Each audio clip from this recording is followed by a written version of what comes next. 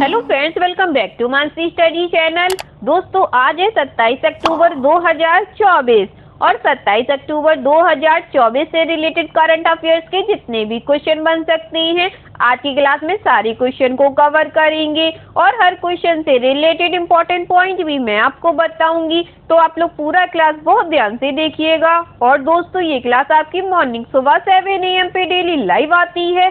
आप सभी लोग सुबह 7 बजे इस क्लास के लिए तैयार रहा करिए। इससे आपकी तैयारी करंट अफेयर्स में बेहतर होने वाली है और आगे आने वाले सभी एग्जाम में आप लोग करंट अफेयर्स से रिलेटेड जितने भी टाइप के क्वेश्चन एग्जाम हॉल में पूछे जाते हैं, आप उन सभी टाइप के क्वेश्चन का आंसर बहुत इजीली दे पाएंगे। तो चलिए आगे बढ़ते हैं और आज का पहला क्वेश्चन देखते हैं। आज का पहला क्वेश्चन लिखा है, किस राज्य सरकार ने 129 बिल्स को पुनर्जीवित करने और स्वदेशी मछली उत्पादन को बढ़ावा देने के लिए सतत वेटलैंड और एकीकृत मत्स्य परिवर्तन परियोजना शुरू की है? Which state government has launched the Sustainable Wetland and Integrated Fisheries Transformation Project to revitalize 129 bills and boost indigenous fish production? First option है असम, सेकेंड ऑप्शन है बिहार, थर्ड ऑप्शन है छत्तीसगढ़, फोर्थ ऑप्शन है उत्तर प्रदेश।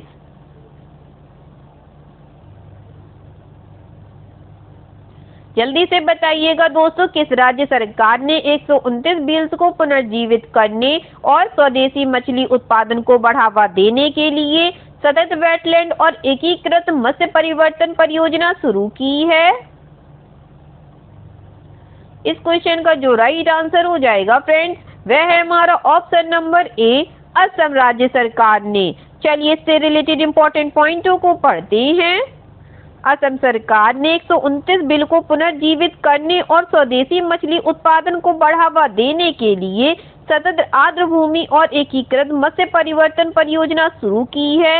राज्य सरकार की स्विफ्ट परियोजना एशियाई विकास बैंक द्वारा वित्त पोषित और समर्थित है। इस परियोजना के कुल 800 करोड़ रुपए का प्रावधान है। इसका उद्देश्य राज्य की 129 बिलों को पुनर्जीवित करना है। इस परियोजना का लक्ष्य लगभग 4000 हेक्टेयर बिल क्षेत्र को पुनर्स्थापित करना है। ठीक है दोस्तों, चलिए आगे बढ़ते हैं, नेक्स्ट क्वेश्चन देखते हैं।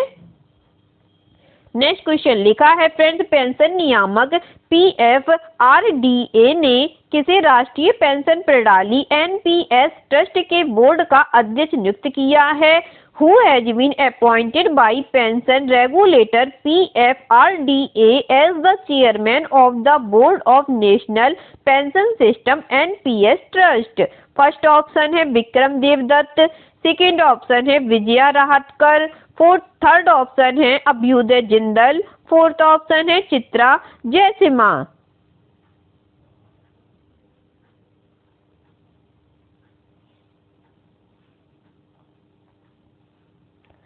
जल्दी से बताइएगा दोस्तों, इस क्वेश्चन का राइट आंसर क्या हो जाएगा? इस क्वेश्चन का जो राइट आंसर हो जाएगा फ्रेंड्स, वह है हमारा option number D, Chitra Jayasimha. चलिए इससे रिलेटेड इंपॉर्टेंट पॉइंट पढ़ते हैं। पेंशन नियामक PFRDA ने चित्रा जयसिम्हा को राष्ट्रीय पेंशन प्रणाली ट्रस्ट के बोर्ड का अध्यक्ष नियुक्त किया है। वह दिसंबर 2020 से NPS ट्रस्ट बोर्ड में ट्रस्टी के रूप में कार्यरत हैं। जयसिम्हा को पूर्व अध्यक्ष वेंकट राव यादगानी के स्थान पर NPS ट्रस्ट का अध्यक्ष नियुक्त किया गया है। यादगानी को 12 दिसंबर 2023 को NPS ट्रस्ट के अध्यक्ष के पद पर नियुक्त किया गया था। ठीक है दोस्तों, आगे बढ़ते हो, नेक्स्ट क्वेश्चन देखते हैं। नेक्स्ट क्वेश्चन लिखा है फ्रेंड्स, निम्नलिखित में से किसने तेलंगाना सरकार को एक विश्वविद्यालय की स्थापना के लिए 100 करोड़ रुपए का दान दिया है, जो युवाओं को उद्योग विशिष्ट कौशल विकसित करने में मदद करेगा? Which of the following has donated 100 crore rupee to the Telangana government for the establishment of a university that will help young people develop industry specific skills? First option है टाटा ग्रुप, सेकेंड ऑप्शन है Adani group, third option है Reliance group, fourth option है Mahindra group.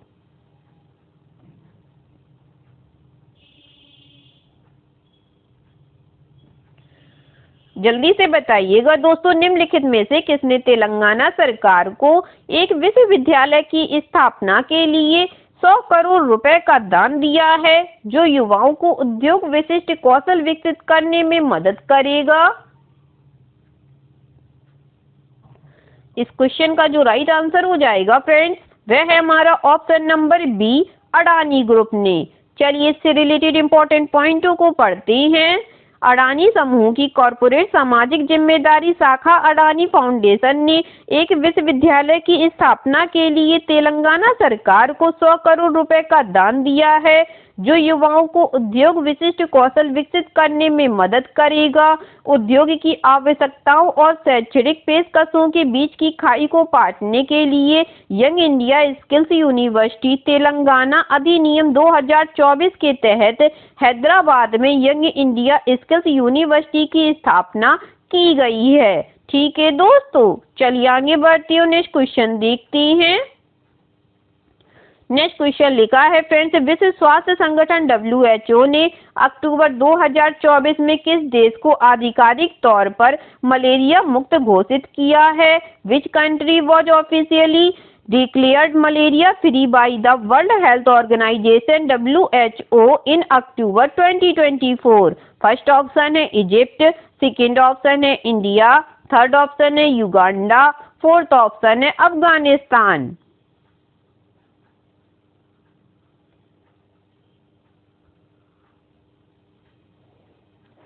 जल्दी से बताइएगा दोस्तों, विश्व स्वास्थ्य संगठन ने अक्टूबर 2024 में किस देश को आधिकारिक तौर पर मलेरिया मुक्त घोषित किया है? इस क्वेश्चन का जो राइट आंसर हो जाएगा फ्रेंड्स, वह है हमारा ऑप्शन नंबर ए, इजिप्ट को। चलिए इससे रिलेटेड इंपॉर्टेंट पॉइंटों को पढ़ते हैं। विश्व स्वास्थ्य संगठन WHO द्वारा मिस्र को आधिकारिक तौर पर मलेरिया मुक्त घोषित किया गया।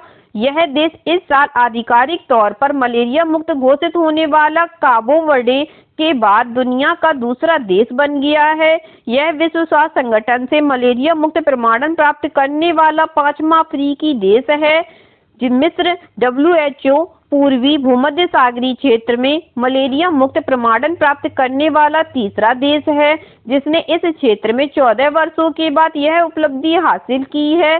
संयुक्त अरब अमीरात के बाद मोरक्को को 2010 में मलेरिया मुक्त घोषित किया गया था, जिसे 2007 में प्रमाणन प्राप्त हुआ था। ठीक है दोस्तों, चलिए आगे बढ़ते हैं, नेक्स्ट क्वेश्चन देखते हैं। नेक्स्ट क्वेश्चन लिखा है फ्रेंड्स, पहला नमो भारत दिवस कहाँ आयोजित किया गया था? वेयर वॉज द फर्स्ट नमो भारत दिवस हेल्ड? फर्स्ट ऑप्शन है गाजियाबाद में, सेकेंड ऑप्शन है न्यू दिल्ली में, थर्ड ऑप्शन है नोएडा में, फोर्थ ऑप्शन है जयपुर में।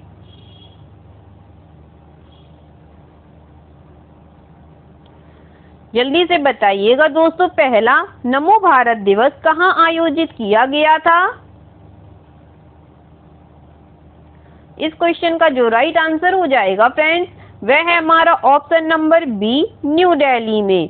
चलिए इससे रिलेटेड इंपॉर्टेंट पॉइंटों को पढ़ते हैं। नमो भारत ट्रेनों के संचालन की वर्षगांठ के अवसर पर 21 अक्टूबर 2024 को नई दिल्ली में नमो भारत दिवस मनाया गया। 20 अक्टूबर 2023 को प्रधानमंत्री नरेंद्र मोदी देश के पहले रीजनल रैपिड ट्रांजिट सिस्टम के साहिबाबाद और दुहाई डिपो सेक्शन के बीच 17 किलोमीटर लंबे खंड का उद्घाटन करेंगे। देश की पहली क्षेत्रीय रैपिड ट्रांजिट प्रणाली 82 किलोमीटर लंबी दिल्ली गाजियाबाद मेरठ क्षेत्रीय रैपिड ट्रांजिट प्रणाली है, जिसका क्रियान्वयन और संचालन राष्ट्रीय राजधानी क्षेत्र परिवहन निगम द्वारा किया जा रहा है। ठीक है दोस्तों, चलिए आगे बढ़ते हैं, नेक्स्ट क्वेश्चन देखते हैं। नेक्स्ट क्वेश्चन लिखा है फ्रेंड्स, किस राज्य सरकार ने सिटीजन सेंटिनल ऐप लॉन्च किया है, जिसका उपयोग करके जनता नेक्स्ट जेन परिवहन ऐप में यातायात नियमों के उल्लंघन की तस्वीरें और वीडियो अपलोड कर सकती है?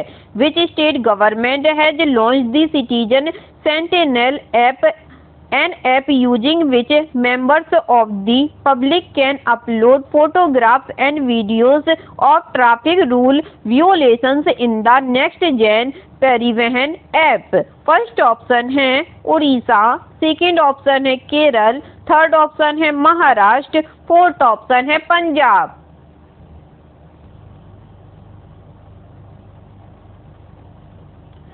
जल्दी से बताइएगा दोस्तों इस क्वेश्चन का राइट आंसर। इस क्वेश्चन का जो राइट आंसर हो जाएगा फ्रेंड्स वह है हमारा ऑप्शन नंबर बी, केरल राज्य सरकार ने। चलिए इससे रिलेटेड इंपॉर्टेंट पॉइंट पढ़ते हैं। केरल के परिवहन मंत्री के.बी. गणेश कुमार ने सिटीजन सेंटिनल ऐप लॉन्च किया है, जिसके उपयोग से जनता नेक्स्ट जेन परिवहन ऐप पर यातायात नियमों के उल्लंघन की तस्वीरें और वीडियो अपलोड कर सकती है। किसी भी नियम उल्लंघन की 8 MB तक की फोटो और वीडियो ऐप में अपलोड की जा सकती है, जिसके बाद मोटर वाहन विभाग के अधिकारी उन्हें सत्यापित करेंगे। इसके बाद वाहन मालिक को ई-चालान भेजा जाएगा। इस ऐप को राष्ट्रीय सूचना विज्ञान केंद्र द्वारा विकसित किया गया है और यह केरल सरकार की 100 दिवसीय कार्य योजना का हिस्सा है। ऐप उपयोग के लिए तैयार है, जबकि उल्लंघनकर्ताओं को जल्द ही चालान भेजा जाएगा। ठीक है दोस्तों, चलिए आगे बढ़ते हैं, नेक्स्ट क्वेश्चन देखते हैं। नेक्स्ट क्वेश्चन लिखा है फ्रेंड्स, भारत के सबसे तेजी से बढ़ते ऋण वसूली समाधान प्रदाता न्यूवाइज ने देश का पहला जनरेटिव AI संचालित ऋण वसूली उपकरण लॉन्च किया है। इन उपकरणों को बेंगलोर स्थित जनरेटिव AI स्टार्टअप के सहयोग से विकसित किया गया है। न्यूवाइज इंडियाज फास्टेस्ट ग्रोइंग डेब्ट recovery solution provider has launched the countries first generative AI powered debt collection tools. These tools were developed in collaboration with Bangalore based generative AI startup. First option है haptic, second option है आद्या AI, third option है blend AI, fourth option है सर्वम AI।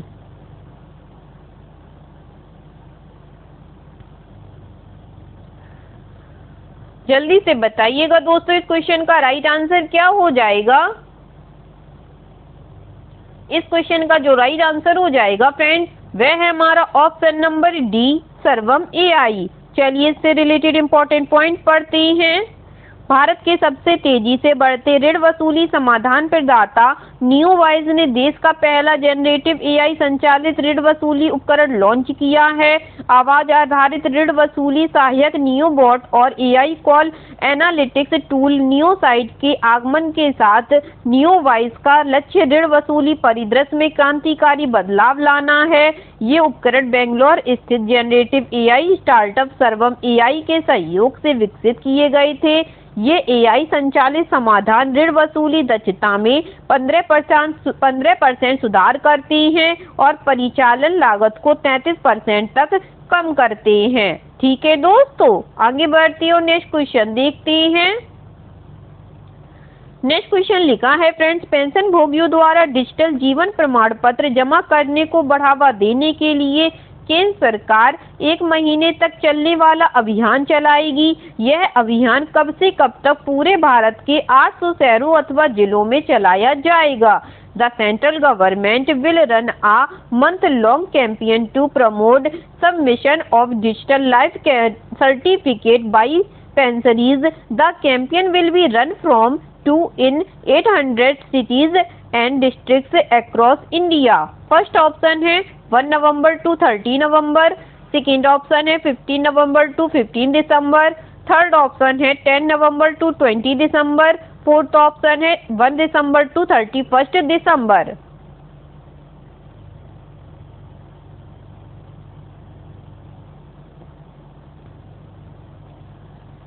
जल्दी से बताइएगा दोस्तों, pension भोगियों द्वारा डिजिटल जीवन प्रमाण पत्र जमा करने को बढ़ावा देने के लिए केंद्र सरकार 1 महीने तक चलने वाला अभियान चलाएगी। यह अभियान कब से कब तक पूरे भारत के 800 शहरों अथवा जिलों में चलाया जाएगा। इस क्वेश्चन का जो राइट आंसर हो जाएगा फ्रेंड्स वह है हमारा ऑप्शन नंबर ए, 1 नवंबर से 30 नवंबर तक। चलिए इससे रिलेटेड इंपॉर्टेंट पॉइंट पढ़ते हैं। केंद्र सरकार पेंशन भोगियों द्वारा डिजिटल जीवन प्रमाण पत्र जमा कराने को बढ़ावा देने के लिए 1 नवंबर से 1 महीने का अभियान चलाएगी। पेंशन भोगियों को पेंशन जारी रखने के लिए हर साल नवंबर महीने में जीवन प्रमाण पत्र जमा करना होता है। पेंशन एवं पेंशन भोगी कल्याण विभाग तीसरा राष्ट्रव्यापी डिजिटल जीवन प्रमाण पत्र अभियान आयोजित करेगा, जो 1 से 30 नवंबर तक भारत भर के 800 शहरों अथवा जिलों में आयोजित किया जाएगा। ठीक है दोस्तों, चलिए आगे बढ़ते हैं और नेक्स्ट क्वेश्चन देखते हैं। नेक्स्ट क्वेश्चन लिखा है फ्रेंड्स, अक्टूबर 2024 में गोवा के पास ओमान की रॉयल नेवी के पोत अल सीब के साथ भारत ओमान द्विपक्षीय नौसैनिक अभ्यास नसीम अल बह में किस INS ने भाग लिया? Which INS participated in the Indo-Oman bilateral level exercise Naseem AI Behr with the Royal Navy of Oman vessel AI Sieve of Goa in October 2024? First option है INS सतपुरा, सेकेंड ऑप्शन है INS Sahyadri, third option है INS shrikhand, fourth option है INS तलवार।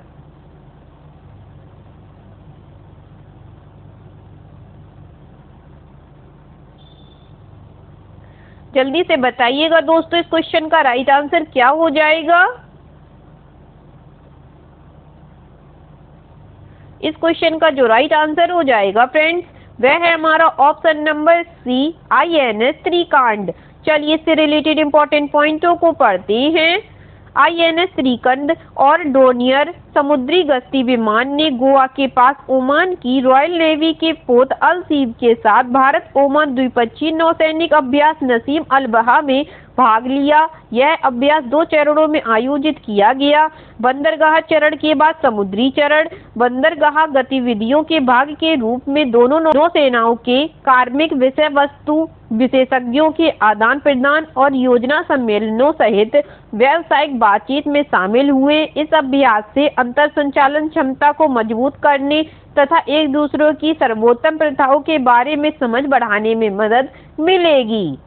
ठीक है दोस्तों, चलिए आगे बढ़ते हैं और आज का लास्ट क्वेश्चन देखते हैं। आज का लास्ट क्वेश्चन लिखा है फ्रेंड्स, राजस्थान सरकार द्वारा स्थापित राजस्थान आर्थिक पुनरुद्धार टास्क फोर्स के अध्यक्ष कौन है? Who is the chairman of the Rajasthan economic revival task force set up by the government of Rajasthan? First option है भजन लाल शर्मा, सेकेंड ऑप्शन है वासुदेव देवनानी, थर्ड ऑप्शन है प्रेमचंद बैरवा, फोर्थ ऑप्शन है दिव्या कुमारी।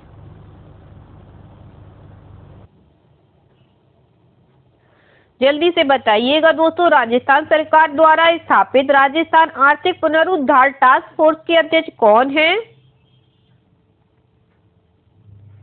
इस क्वेश्चन का जो राइट आंसर हो जाएगा फ्रेंड्स, वह है हमारा ऑप्शन नंबर ए भजन लाल शर्मा। चलिए इससे रिलेटेड इंपॉर्टेंट पॉइंटों को पढ़ते हैं। राजस्थान सरकार ने राज्य के समग्र आर्थिक विकास के लिए एक उच्च स्तरीय राजस्थान आर्थिक पुनरुद्धार टास्क फोर्स का गठन किया है। राज्य सरकार द्वारा टास्क फोर्स का गठन राज्य की वित्त मंत्री दिया कुमारी द्वारा 2024-25 के बजट भाषण में की गई घोषणा के अनुसरण में किया गया है। मुख्यमंत्री भजन लाल शर्मा टास्क फोर्स के अध्यक्ष होंगे तथा उप मुख्यमंत्री तथा वित्त एवं पर्यटन मंत्री दिया कुमारी टास्क फोर्स की उपाध्यक्ष होंगी। टास्क फोर्स नीति निर्माण और कार्यान्वयन, कौशल विकास और शिक्षा, बुनियादी ढांचे का विकास, नवाचार और प्रौद्योगिकी को बढ़ावा देना, सूक्ष्म लघु और मध्यम उद्योगों और स्टार्टअप को बढ़ावा देना, पर्यटन और सांस्कृतिक विरासत, हरित विकास को बढ़ावा देना सहित प्रमुख आर्थिक क्षेत्रों की पहचान करेगी। यह टास्क फोर्स 31 मार्च 2028 तक अस्तित्व में रहेगी। ठीक है दोस्तों, आई होप आज के सभी क्वेश्चन आप लोगों को बहुत अच्छे लगे होंगे फ्रेंड्स, और सभी क्वेश्चन से रिलेटेड इंपॉर्टेंट पॉइंट के नोट्स भी आप लोगों को बहुत अच्छे से समझ में आए होंगे। एग्जाम के नजरिए से दोस्तों क्लास बहुत हेल्पफुल रही होगी आप लोगों के लिए। अगर आपको क्लास अच्छी लगी और सारे फैक्टों को आप लोगों ने अच्छे से समझा हो तो प्लीज इस क्लास को लाइक कीजिएगा, शेयर कीजिएगा और आपके अपने चैनल मानसी स्टडी चैनल को सब्सक्राइब कीजिएगा और अपना कमेंट बॉक्स में करना मत भूलिएगा। ठीक है दोस्तों, थैंक यू सो मच दोस्तों।